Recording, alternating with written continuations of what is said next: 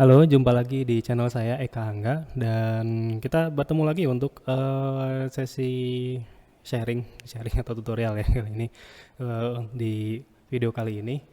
Dan kali ini saya akan membagikan lagi beberapa karya saya dan juga yang menurut saya ini salah satu yang fenomenal fenomenal atau ya nanti apa yang bisa saya sharing di sini semoga nanti kalian bisa menginspirasi untuk membuat karya-karya kalian yang mungkin bisa lebih bagus dari ini atau mungkin bisa memberikan inspirasi untuk bentuk karya-karya yang lain, terutama nanti kita bisa membantu bermanfaat untuk orang banyak gitu ya kan.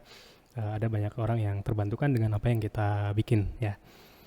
Oke, sesuai judul ya di sini tentang presensi atau rekap mahasiswa ya. Sebelumnya juga di video yang lain pernah saya bahas ya untuk berkaitan dengan Moodle juga sebenarnya ini satu seri dengan Moodle ya.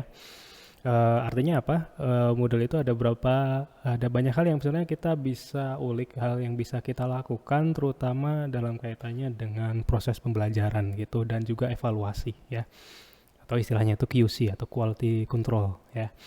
Jadi bagaimana cara kita bisa tahu kualitas dari pembelajaran itu, karena ya mungkin sekarang masih dalam masa pandemi ataupun nanti kalau misalkan pandemi ini sudah selesai kita mungkin masih gunakan LMS ya atau kita implementasikan blended learning, maka LMS ini masih terus akan terpakai terutama Moodle yang sekarang populer gitu ya.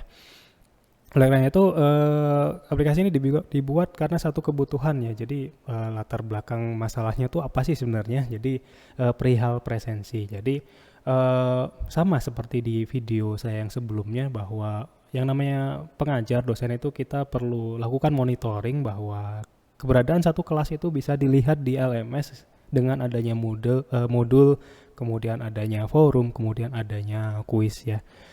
Namun di sisi lain dari segi kepesertaan student atau mahasiswa juga kita bisa monitoring juga sebenarnya gitu ya. Dari ya, monitoring siswa. Jadi siswa itu ngapain sih sebenarnya di dalam itu, ada nggak? Karena sifatnya kan jarak jauh ya, pembelajaran jarak jauh itu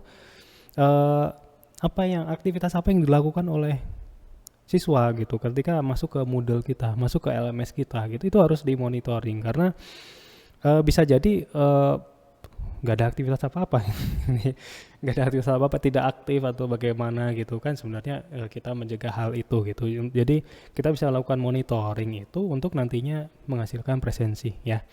Oke, di sini saya namakan Student Judgment Intelligent Agent for Online Learning System. Judulnya cukup panjang, saya rada bingung sebenarnya ini kasih judul apa gitu sama aplikasinya, tapi mungkin student judgment atau keikutsertaan peran serta student atau mahasiswa gitu di dalam online learning system itu bagaimana gitu. Ini bisa dilihat bagaimana sistem ini dihasilkan. Ini salah satu karya saya juga untuk website ini, juga ada beberapa mahasiswa yang membantu saya membangun ini ya.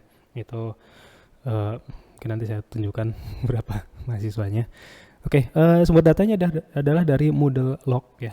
Moodle itu ada di database Moodle, itu ada log. Jadi database log tabel di Moodle itu adalah semacam malaikat sebenarnya, jadi malaikat yang mencatat amal manusia gitu. Jadi kalau setiap ada user yang login ke Moodle itu pasti dicatat amalannya ngapain aja gitu.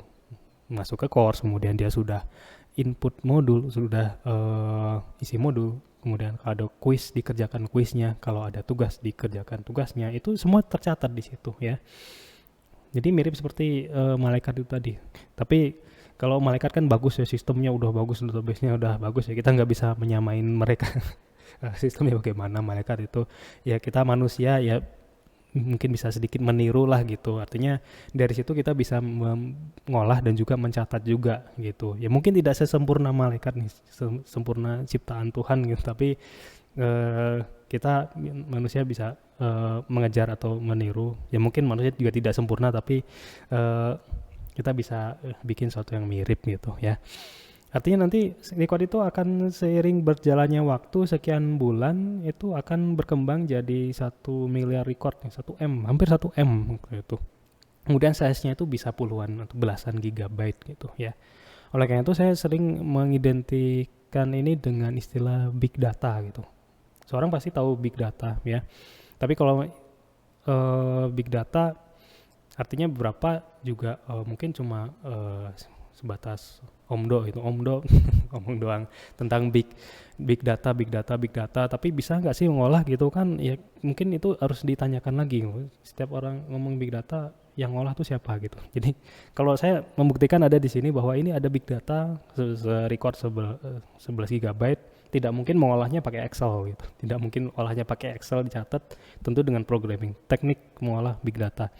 Tapi walaupun kalau dibilang big data juga mungkin kurang tepat ya. Kurang tepat karena big data itu lebih ke sampai cluster komputer kayak gitu kan, sampai ya banyak lah, itu yang lebih banyak lagi big data gitu. Mungkin ini masih dalam kapasitas large data gitu ya. Jadi mengolah large data itu bisa saya lakukan gitu ya. Jadi kita lakukan slicing. Jadi sebenarnya ini tanpa SQL ya, tanpa SQL, no SQL. Jadi slicing, dipotong-potong datanya berdasarkan course ID, kemudian berdasarkan keanggotaan di course tersebut. Yang sudah pernah nguprek Moodle pasti tahu di log itu ya, di data log itu isinya apa aja. Itu kita bisa query kan. Tapi kebayang kalau gunakan query SQL, query MySQL itu pasti akan sangat membebani sistem, apalagi kalau di looping sebanyak jumlah kelasnya. Misalkan ada ribuan gitu, pasti akan sangat merepotkan gitu, ya kan. Tapi pakai ini cepat, pakai bahasa programan Python, karena Python itu ada salah satu fitur yang pakai large data ya. Nanti akan saya sharing Pythonnya sebelah mananya, library apa yang dipakai ya. Oke, periodic snapshot itu berkaitan dengan data warehouse ya, karena ini juga ilmu yang diambil dari data warehouse juga, karena kalau di data warehouse kan ada yang namanya star schema gitu, star schema. Jadi secara periodik aja diambil gitu. Mungkin yang belajar data warehouse dibuka lagi, baca lagi itu yang ada yang namanya periodic snapshot gitu ya. Oke, kemudian ini gunakan GPU atau graphical processing unit ya, pakai GPU supaya lebih cepat ya, karena apalagi pakai produknya Nvidia itu ada yang namanya CUDA ya, Nvidia CUDA itu kita bisa manfaatkan itu karena di Python itu sudah terintegrasi, ada kita bisa integrasikan dengan CUDA untuk memanfaatkan powerful dari GPU itu sendiri ya. Jadi GPU itu sangat populer ya untuk mengolah data-data large data, kemudian big data itu GPU ya. Kalau misalkan yang sekarang populer itu mining ya, Bitcoin mining kan pakai GPU, itu kan datanya luar biasa sekali dengan algoritma yang kompleks ya. Dan ini saya lakukan mining ke ini aja, ke log aja, bukan untuk Bitcoin ya, tapi untuk mengolah log ini menjadi informasi presensi ya, seperti itu. Oke, sebenarnya sudah sih ke gitu berapa developer, kemudian nanti ada pengembangan juga pasti ada di sini ya. Jadi itu sebagai pembuka ya, ini untuk website yang sudah saya kembangkan. Oke, kemudian contohnya ini hasilnya seperti apa bisa dilihat di sini.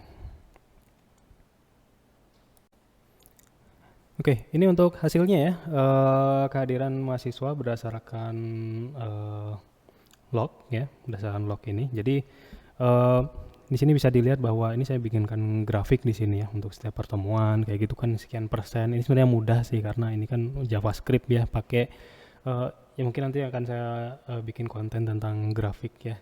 Ini pakai apa namanya? Canvas ya, Canvas UI ya. Ada datanya kemudian diolah seperti itu ya.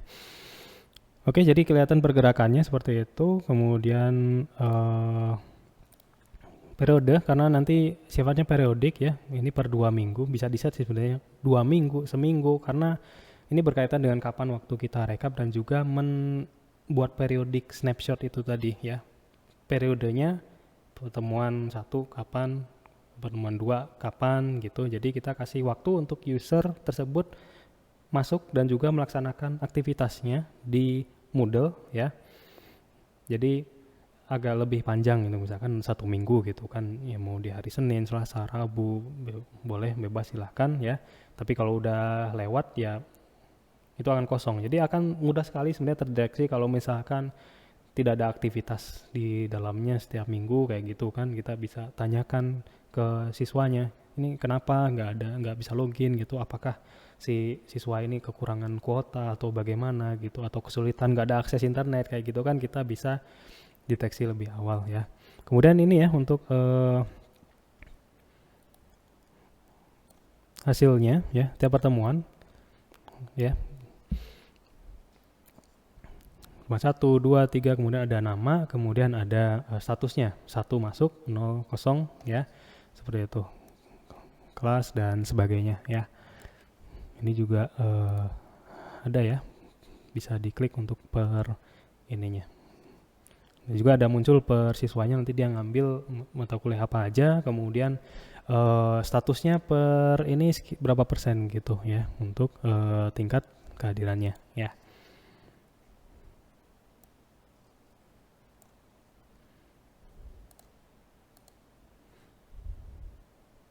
Oke. Nah, ini untuk hasilnya, dan satu hal yang pasti ini adalah tanpa loading. Ini yang jadi keunggulannya adalah tanpa loading atau loading sebentar lah. Karena benar-benar no SQL, tanpa SQL di sini. Karena hasil olah data log itu saya simpan di dalam flat file ya, berupa JSON ya. Ini sebenarnya jQuery CUI aja. Kalau misalkan udah lihat konten saya yang satunya itu ada konten jQuery CUI, itu kan pasti dia menangkap resource dari JSON ya. JSON itu kemudian tinggal diubah aja, transformasikan ke sini, ke tabel ya. Jadi bayangkan kalau misalkan ini semua data taruh database, kurang lebih ada 50.000 record ya. 50.000 record kali 20 rows. 50.000 record kali 20 kolom ya, 20 kolom. Ada kolom tabelnya ada 20, kemudian recordnya sebanyak 50.000 gitu. Kalau di query kan select bintang form ini ya paling di query paling 10, 20 kayak gitu, pasti lama sekali ya. Ini dibikin tiap kali klik linknya pasti cepat sekali loadnya, tanpa load ya, cepat sekali karena di server ya itu sudah tersimpan flat file ya, flat dalam bentuk JSON ya, yang sudah siap diambil dengan parameter-parameter tertentu ya. Kelas ini parameternya apa, itu sudah bisa masuk ya.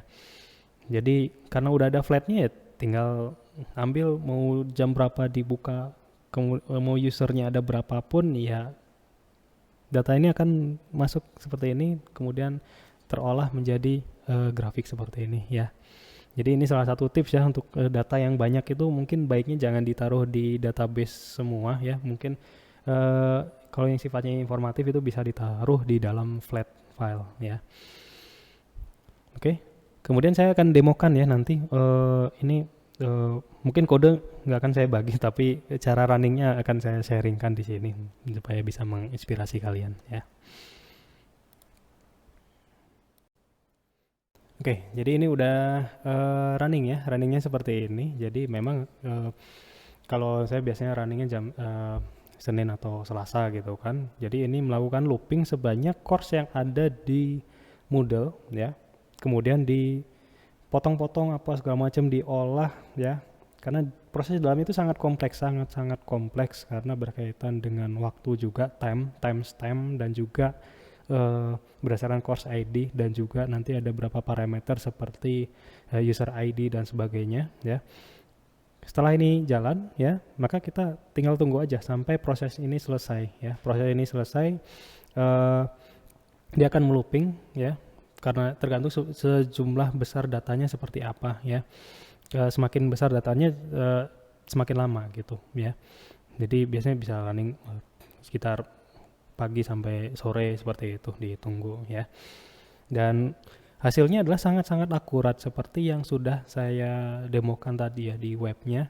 Karena ini sebenarnya digabungkan ya, dalam scriptnya itu membuat metrik seperti ini, kemudian ditaruh sambil dia mempost ke dalam hostingnya, ke website, ke cloud ya. Jadi JSON-nya tuh ditaruh di cloud, kemudian dia sudah jadi ya. Jadi ditransformasikan sekalian sama Python ini ditransformasikan, kemudian sekaligus diupload ke cloud ya. Jadi dia akan terupdate setiap minggu, update atau menimpa setiap file JSON tersebut ya. Dan hasilnya sangat-sangat akurat dan juga hasilnya sangat-sangat bagus gitu, dan kita bisa lihat di sini ya. Maka dari itu yang di dalam website ini stylenya mirip-mirip BI, mirip-mirip business intelligence gitu kan. Kalau kita bicara BI mungkin ada tools-tools yang lain yang mungkin mahal gitu kan, kita harus beli Oracle, Microsoft seperti itu kelihatan BI, tapi dengan bahasa programan Python ternyata kita bisa juga bikin BI gitu ya. Jadi gabungkan antara skill data science Python dengan web development, maka akan membentuk satu aplikasi yang interaktif dan juga sesuai ya. Mirip-mirip seperti BI tapi dengan harga yang lebih murah. Nggak perlu beli yang mahal seperti itu tadi ya. Kita bisa bikin tools semacam BI seperti itu ya. Oke. Nah, codingnya sangat-sangat panjang, sangat-sangat kompleks di sini ya, karena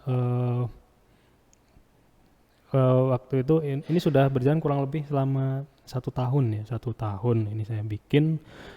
Mungkin waktu itu membuatnya kurang lebih sekitar 2 minggu. 2 minggu kemudian ada beberapa penyempurnaan seperti itulah ya, seperti itu. Nanti saya akan share ya caranya bikin gimana, apa yang harus dikuasai gitu kan. Mungkin kalian nanti bisa bikin yang lebih bagus kayak gitu, bisa aja.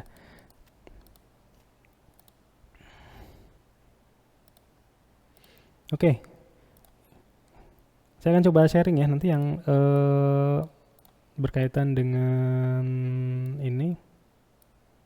Nah, pertama Python data science ya. Data science tetap Python data science wajib dikuasai ya, olah data ya, terutama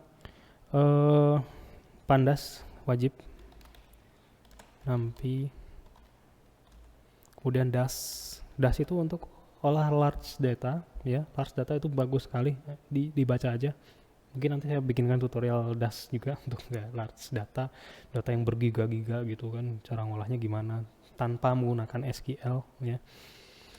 DAS, kemudian CUDA ya, CUDA atau pakai Rapids AI, itu free open source, di googling aja Rapids AI ya. Itu integrasi antara kita untuk CUDA ini, NVIDIA ini kita implementasikan dengan Python, yang bahasa yang mudah, yang familiar dengan kita ya. Sebenarnya nggak cuma Python aja sih, bahasa lain Java sebenarnya ada, Java, C++, tapi saya lebih familiar di Python, itu bisa dikuasai ya. Oke, ini Python data science, kemudian web development wajib. PHP, MySQL gitu. Karena apa? Jadi membagi antara front end dan juga back end gitu ya. Jadi front end-nya mungkin dalam bentuk web, karena yang kita butuhkan sebenarnya klien itu bisa melihat gitu. User bisa melihat tampilan yang informatif berupa grafik, berupa informasi data-data seperti itu yang dibutuhkan kayak gitu ya. Tapi secara back end kita bisa gunakan bahasa pemrograman yang lain, yaitu misalkan dari Python ini ya.